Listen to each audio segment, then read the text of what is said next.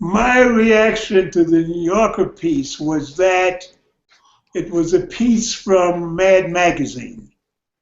And I saw it, I read it, a cursory glance at it, and it was so ridiculous. I had no idea that anybody could conceive of it being true. It was sort of like from Mad Magazine. And as I said, I'm a big Mad Magazine fan. I'm a subscriber for many years. So it was great. I thought it was, wow, isn't this funny? A little bit, I said, wow, it's a little bit kind of cutting about jazz, a little bit more than just about me. It seems to be sort of ridiculing jazz music a little bit too much. But anyway, if it's from Mad Magazine and it's coming from that, okay, fine. And unfortunately, many people, can you hear me, Sonny? I can hear you. Okay, many people did not know that it was not you. Many people did not know that it wasn't you who said this. And they have certainly reacted to this. This incident, so to speak, has created quite a bit of, quite a number of postings on Facebook and tweets and blogs and other sources. Did you have some concern about how musicians might perceive this? Well, when I found out that some people actually saw it and thought it was real, and people began to blog about it, and it was very hurtful because, not for me, but for these young musicians practicing, that was very, I mean, that was rough. See, because musicians practice, it's a beautiful thing to be playing your horn, saxophone, if you will, or whatever, and you're in your perfect place. You're meditating in a sense. You know what is right. You're trying to get it better. You're doing everything that a beautiful experience in this world can do when you're practicing. So that these people, young guys practicing, thought that I said something as stupid as that. I mean, that hurt me. It hurt me, and it, you know, I think it's very dangerous. So yes, I got very upset about it. And wow, what's happening? What are they trying to do? You know, and then again, not about me, never mind me. They're saying some very, very insulting things about jazz, very derogatory things about jazz. Very derogatory things about jazz. The way it sounds, the way it's played, the musician, everything is really, I can't even repeat it and read the article now. Can't take it. Sonny, what do you think this says about the way information travels over the internet and the ability of lies to spread so easily? Well, you know what that old saying is, a lie goes around the world before the truth can put on its shoes. That's too bad. So that's technology. That's what technology has gotten us into now. So this is a technological world, a technological era we're living in, and that's too bad. Everything about technology, folks, is not good. Hate to tell you, folks, but it's not all good. My great, one of my heroes, Aldous Huxley, writer, great writer, he said technology is a faster way of going backwards. You see, and that's what's happening. So when information can go around the world so fast and nobody knows anything about it, is it true or not? Oh, it's on the internet. Oh, it must be true. It means what? There's no truth anymore. There's nothing called truth. Doesn't matter. That's very dangerous because, especially if you're playing music, you know that there is a truth and a false. And in the world, there is a truth and a false. This idea that, well, everything is the same. There is no difference between truth and non-truth. This is a very unfortunate where technology has gotten us. So that's what that showed me. See, and these guys put it out there in an attempt to foster that. Gee, Sonny, in his own words, wow, gee, this is Sonny. And all these guys, wow, gee, I thought I was supposed to practice my horn and I was supposed to be a good person, try to fit myself into the world as a musician, make other people happy with my music, make myself happy with my music. This is what music is supposed. This is what music does. Music is the 18th dimension. It's something we are lucky to have. So now we're saying, oh, don't listen to jazz music. Oh, that's silly music. False. People love jazz all over the world. All over the world.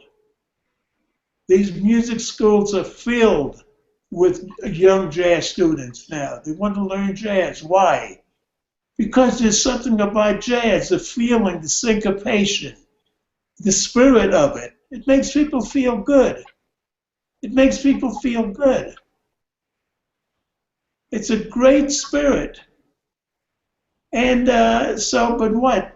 But you know what? But from when I started playing jazz, Bret, and when I was started reading jazz magazines, every 5 or 10 years there would be a big article, "Jazz is dead." Okay, then the next maybe 5 years later, "Jazz is dead." Okay, next 10 years later, "Jazz is dead." Now I'm going on because I've got all of those Alaskan summers in my life. Okay, next 10 years, "Jazz is dead." Okay, so they've been trying to kill jazz, and the people that wrote this article, they're trying to kill jazz. They're trying to kill jazz. But you can't kill a spirit. You can't kill a spirit. So it's the same old thing. They're trying to kill jazz. And Bret, do I have a sense of humor? Yes. Do jazz people have a sense of humor? Of course. Jazz is one of the most humorous musics around. In my own playing, people say, "Oh, how did you hear what Sonny played? That was really funny." Jazz has a sense of humor. So this idea that I've read in some of the blogs that, oh, well, jazz takes itself too seriously, it has nothing to do with that. Jazz has been mocked, minimalized, marginalized throughout its whole history. Jazz is on the bottom of the floor here. Why kick something? Oh, well, I'll satire jazz, so let's kick jazz around. Why not satire the rich and the powerful? Satire that. Try to change something in the world. So I think that this idea that jazz people are humorless, no, we're not humorless. We just are trying to protect our little space where people are trying to stop the music, which is impossible. Can't stop. It's a spirit, as I said. So that's all we're trying to do. Are we protective of it, therefore? Yes, of course. Of course we are. And it's something real. It's something important in this world. It's something important. It doesn't hurt anybody. It helps people. Makes people feel better. It gives people something to strive for. See? Plato, a Greek philosopher, said, teach your children music first, then they'll learn everything else. See, music is where it's at. I don't know what this, oh no, jazz is, oh, ha, ha, ha. Oh, well, don't you, Joe, don't you have a sense of humor? Oh, we're just satirizing. No, folks. Jazz has been, like Charlie Mingus said, jazz is beneath the underdog. So is it fun to satire jazz and make fun of it? I don't think so. And technology, as we've discussed, has given people this idea, oh, wow, Sonny said that? Wow, I thought Sonny really loved jazz. Wow, I thought Sonny came up with Charlie Parker and Miles and all. Wow, and Sonny said that? Well, gee, man, what am I doing wasting my time playing? I mean, it's that, they made their point. They got to some people that really thought it was me. And what they were saying was scurrilous. It was nothing funny about that. See, and jazz people have humor, as I said. It's not that, oh, we're so humorless. Not at all. We're trying to protect our little space in the world, because it's something really, it's something real. It's something real, and there's not a lot of real things left in the world today, okay? Technology is not real. We just found that out with this article. Jazz is real. Okay, jazz is real. It's strong. It's perhaps stronger than it's ever been. From many people's perspectives, although the record industry is in the dumps. Sonny, I wanted to ask you about the humorous aspect of this piece. In today's Jazz Wax, Mark Myers talks about the New Yorker piece, talks about the change in humor in our culture. A lot of what passes for humor is what he labels as jackass humor after a popular film, a humor where people belittle each other. People make fun of each other. It's a gotcha kind of humor. Do you think that in your lifetime, and you come from an era of screwball comedies and Abbott and Costello, the definition of humor has changed? Well, I'll tell you, I am loath to criticize humor. And very much so, because when I was a boy, they used to call me the jester. I used to make jokes at people and all that. So I love humor. When some of my favorite comedians were Bob and Ray. I still listen to Bob and Ray records today. You're talking about satire. That's genius satire. It's not stupid satire. See, so I'm loath to say that, oh, don't make jokes. I think it's okay to make jokes, but to do that about music, jazz, let's say jazz, that is not funny. It's not a joke. Jazz musicians have lived a tough life just trying to get accepted in this society where nobody wants to acknowledge the genius of the music, the greatness of the music. Jazz doesn't get it. No subsidies. No, jazz, oh yeah, I like it, but I never hear it. No, nobody. So jazz is suffering. It's always been suffering. It's suffering from its inception. It's suffering now. It's still on the bottom. So I don't, this idea that, oh, we're just making fun of jazz. Yeah, okay, you want to kick the dog that's on the ground? Yeah, let's kick him. Ha, ha, ha. Okay. Sonny, do you think that people in a position of power and wealth... By the way, dog on the ground didn't mean jazz. I just mean you want to be cruel to the underdog. Yes, that's what I meant. So don't say that jazz is a dog, although I love dogs also. Okay, thanks for that clarification. Okay. The question is, do you think that people in a position of power in our consumer corporate culture perceive a music like jazz, which is about free expression, as a possible antagonist, and that's why a certain campaign exists to try to get rid of the music? It's absolutely true. Jazz is a free music. Jazz used to typify America. America used to be the land of the free, home of the brave. Remember? That's what jazz is. It typifies that. It's syncopations, it's melodies, the way you improvise, you pull things out of the air. That's genius, and that's jazz. People can hear that any place in the world.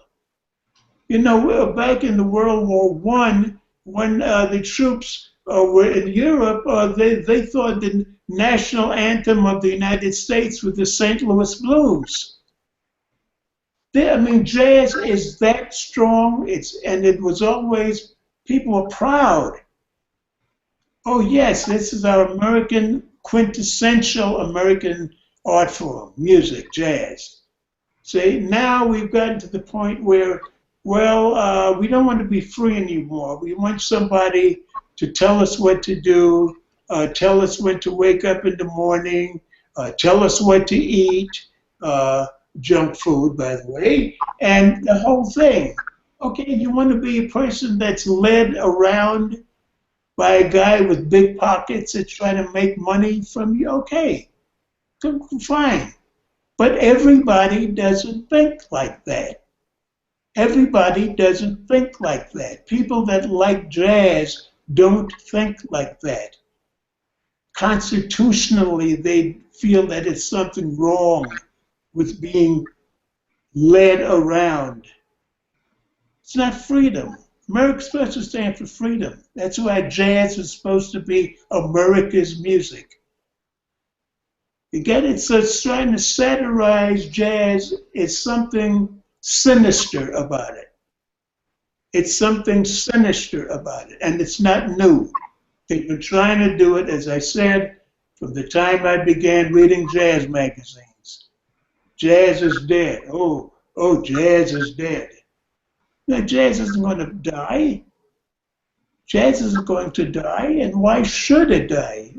You want freedom to die? Okay, let freedom die too. Well, some might say freedom's in pretty difficult shape these days. Sonny, I want to jump over to the Twitter feed. You referenced before you're concerned about the reaction among young musicians, and also you made the point of there's so many young students in jazz programs around the world. Got a question here on Twitter from Jess Whitney. The question is, what advice do you have for young jazz musicians who may be discouraged to continue into the competitive world of music? Well, there's one thing about music. Music is beyond politics, it's beyond economics, and therefore, if you're going to do music, you have to either, you know, some people, I know a lot of guys that I began with, they started music and hey, they got married, they had a family, and they had to get away from it. You can't do it. You can't do it. Very few people can, after you become successful, yes, then you can have a family and blah, blah, blah. So if you are worrying about, gee, am I going to make a living playing jazz and wow, how am I going to make it? Then jazz is not for you. Then just listen to it. Because to play it as we're singing by dint of this imbroglio we're involved in now, the people are against it.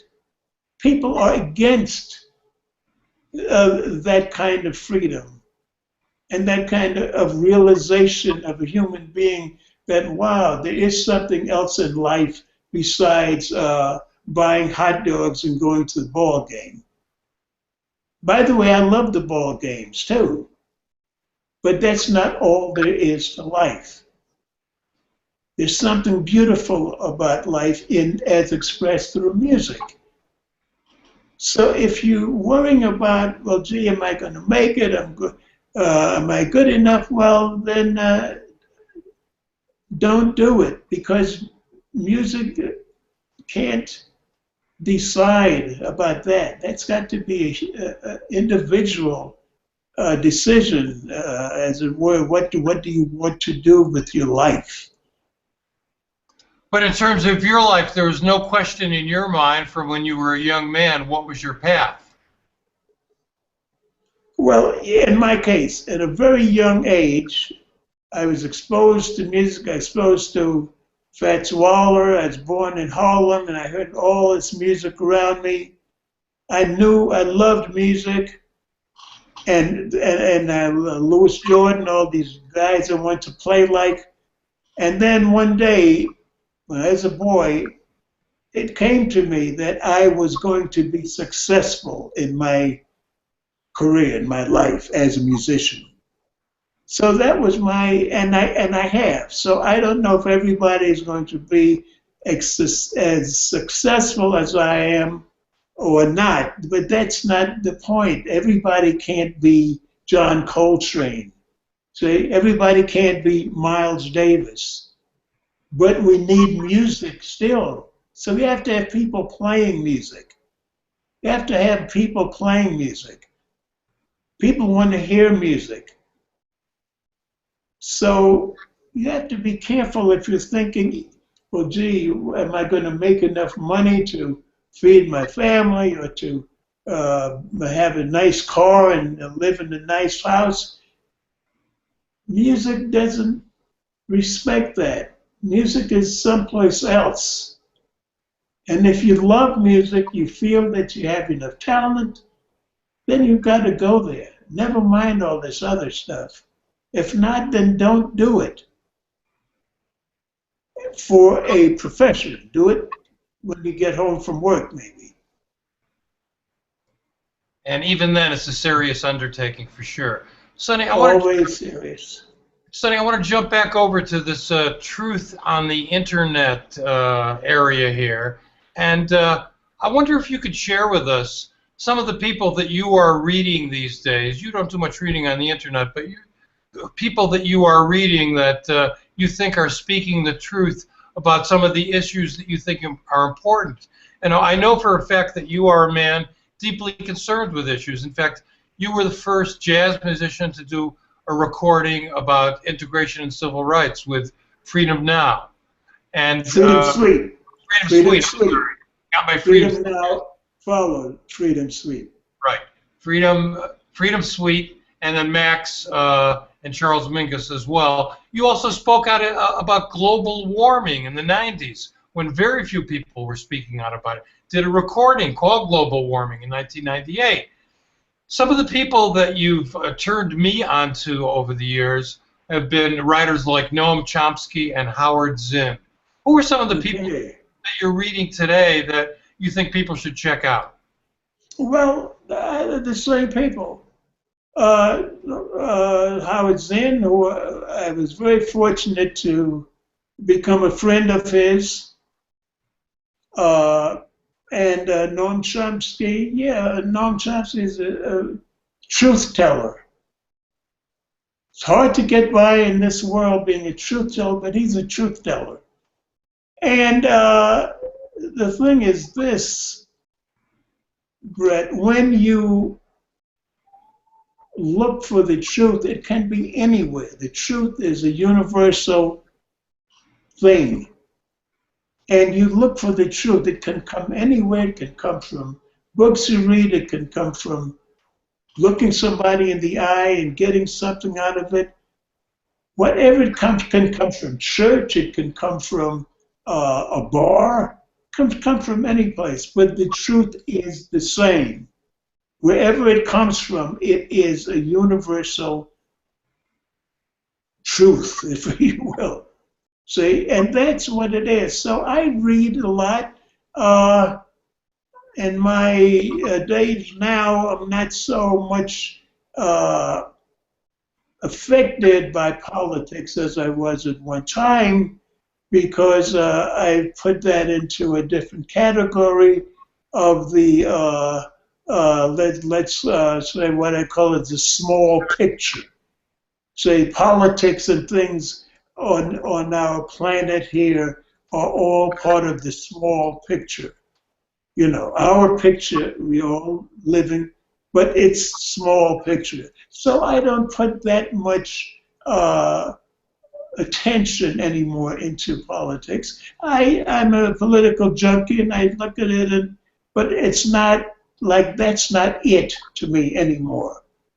Say that's not the answer. There's nothing in politics that's going to change. It's ever changed from the beginning of time. It's always going to be the same. So that's not enough for me. That's not enough for me. Okay, you referenced that being the smaller picture, but we've talked about the larger picture as well. And that brings to mind a question. In today's culture, in many ways, individuals feel powerless. What can individuals do to bring about positive change? They can play their saxophone and practice. They can play their saxophone and practice. You see, and really, because when I play my saxophone, I get into a zone. You see, and that's where truth exists. And I get in there, and that's what all these kids that are trying to learn their instruments, that's where they should be. That's the most beautiful place in the world. You're doing something. You're not hurting anybody, you're learning, you're trying to communicate with whatever higher power you believe in. See, that's where we should be going. And that's why this piece was so damaging, because it mocked that. It mocked that. And it's okay if you want to laugh at that. Again, it's what you're going to laugh at, kicking the lowest art form. Oh, ha ha! But why? Why? It's not so. I feel that a man or a woman playing the instrument and thinking and studying and trying to communicate, and music is celestial. Let's not forget that. Music is celestial. So when you're doing that, you're getting out of this world here, this little world, if you will. You're getting out of that. See? So that's the most beautiful thing and most wonderful thing about pursuing this career, which I know something about. I can talk about that. Yes. In fact, for those who don't know, Sonny Rollins' latest release is Roadshows Volume 3, which came out on his Doxy label, distributed by OK and Sony. It was a compilation of recent live performances. And Sonny, what are you doing these days besides reading and looking out your beautiful window in Woodstock? Well, I'm preparing to return to performing in next year. 2015 is my target date. I'm writing a lot of music. I'm thinking about a lot of music. I'm planning for a lot of music. And I'm anxious to get back because my legacy is not complete yet. I've been speaking about practicing. I'm a practicer. I practice all my life. All the time. Guys say, oh, where's Sonny? Oh, he's in there practicing. Oh, gee, the job is over. Gee, where's Sonny? He's in the room practicing. Job is over. People going home. I'm in the dressing room practicing. That's what I do. That's what I do. So I'm getting to a point. I'm getting to a point. I'm getting to a point. So I don't want to, I feel I'm close enough that I can make a better representation of my life, Sonny Rollins, a musician. I have a little more to say. So that's what I'm doing now. Well, great. To quote a famous lyric, the best is yet to come for Sonny Rollins. Okay, I'll accept that.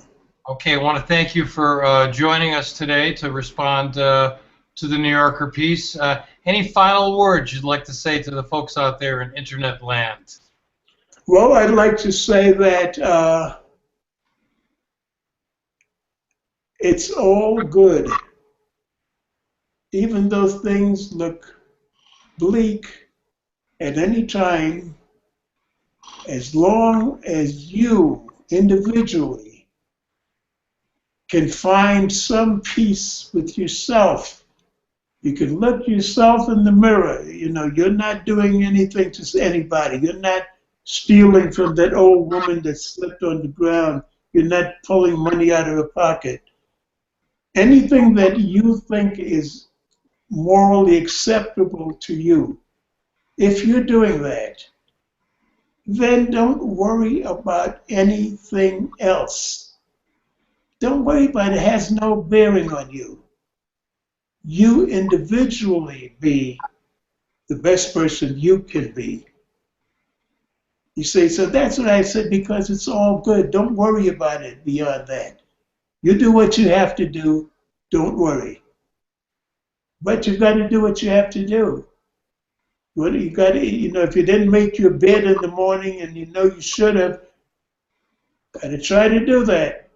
See, everything is important in our life journey here.